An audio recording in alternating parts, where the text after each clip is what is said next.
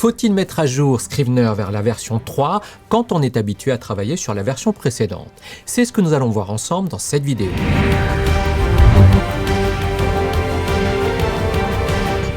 Juste avant, pour continuer de recevoir des astuces sur Scrivener et sur d'autres outils et méthodes d'écriture, abonnez-vous à cette chaîne YouTube et surtout, cliquez sur la petite clochette pour être prévenu immédiatement dès que j'ai une nouveauté pour vous.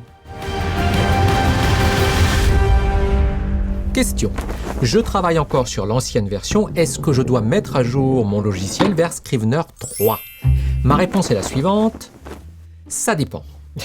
Bien sûr, au regard de la qualité de la majorité des fonctionnalités mises à jour, je pourrais vous dire oui sans hésitation, mais si vous êtes comme moi un utilisateur, une utilisatrice de longue date, je vous conseille de prendre le temps d'écouter ce qui va suivre.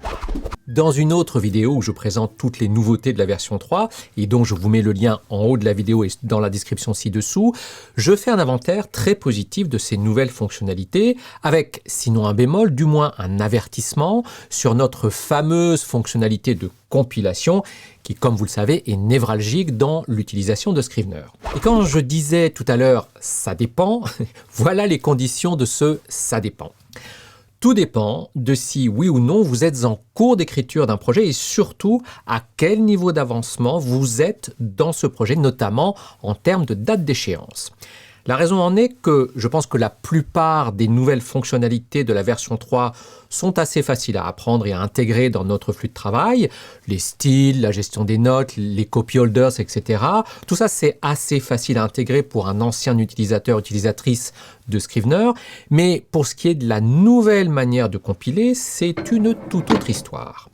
Ce qui m'amène à dire que si vous êtes dans le 3e tiers de l'avancement de votre projet avec une date d'échéance proche, je vous déconseille, dans ce cas-là, de mettre à jour vers la version 3 pour l'instant.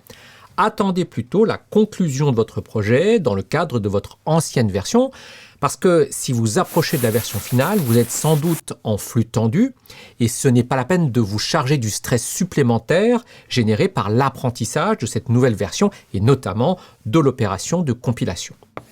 En revanche, si vous venez de commencer votre projet ou si vous êtes avancé jusqu'à la première moitié, allez, jusqu'aux 2 tiers maxi, à condition que votre date d'échéance ne soit pas trop proche. Alors quand je dis date d'échéance, c'est juste la date à laquelle vous devez rendre votre projet à 1 tiers ou qui représente une date butoir ferme, ne serait-ce que pour vous-même.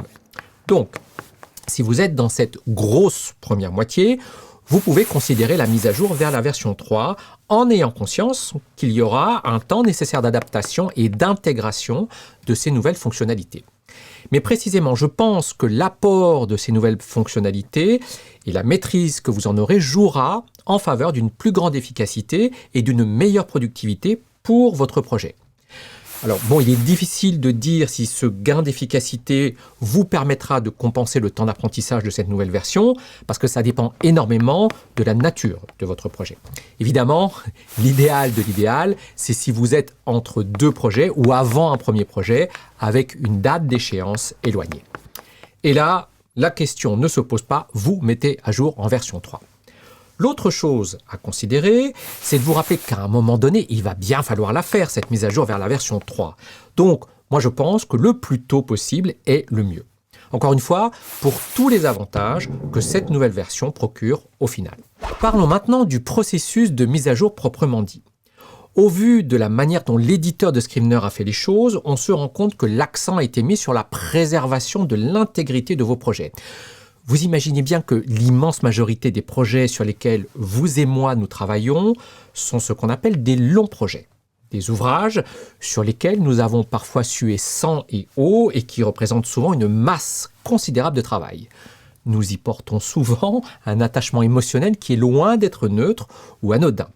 Et je dois dire qu'avant de faire ma mise à jour, j'avais fait une pelletée de sauvegarde de mes projets histoire d'être bien bordé au niveau sauvegarde et sécurité. Alors, rassurez-vous sur ce plan-là, vous êtes couverts. Quand Scrivener 3 ouvre un de vos anciens projets de la version précédente, la première chose qu'il fait, c'est une copie de sauvegarde de votre projet dans l'ancienne version. De cette manière, quoi qu'il arrive par la suite, vous retrouverez toujours votre projet dans l'état initial. Opération suivante, après cette sauvegarde, Scrivener met donc à jour votre projet vers la version 3 de manière quasi instantanée.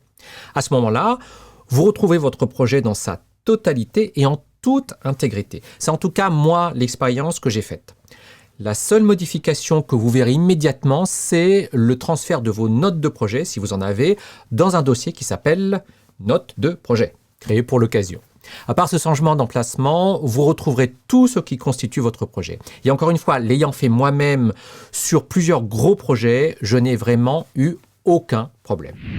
Alors, si vous souhaitez vous familiariser avec cette version 3 de manière plus approfondie, je vous rappelle que j'ai créé pour vous l'initiation Scrivener gratuite, composée de 3 sessions de travail sur 3 jours consécutifs, dont je vous ai mis le lien en haut et sous cette vidéo. Encore une fois, c'est gratuit, profitez-en. Alors, toutes les news, trucs et astuces que je vous donne sur Scrivener, comme d'ailleurs sur d'autres outils et méthodes d'écriture, vous en retrouverez à l'appel sur cette chaîne YouTube. C'est pour ça que vous avez toutes les raisons pour vous y abonner en cliquant sur le bouton qui s'affiche. Et n'oubliez pas bien sûr de cliquer sur la petite clochette de notification pour être prévenu immédiatement de l'urgence de voir ma prochaine vidéo. Si cette vidéo vous a plu, merci de cliquer sur le petit pouce correspondant à votre appréciation. Ça m'aidera à continuer cette aventure avec vous. Alors maintenant, j'ai envie de savoir, allez-vous mettre à jour Scrivener vers la version 3 ou rester sur votre version précédente? Dites-le moi dans les commentaires pour que je me fasse une idée. Allez, je vous retrouve dans la prochaine vidéo ou tout de suite pour celles et ceux qui s'inscrivent dans l'initiation gratuite avec le lien ci-dessous. Et d'ici là, écrivez, vous le méritez.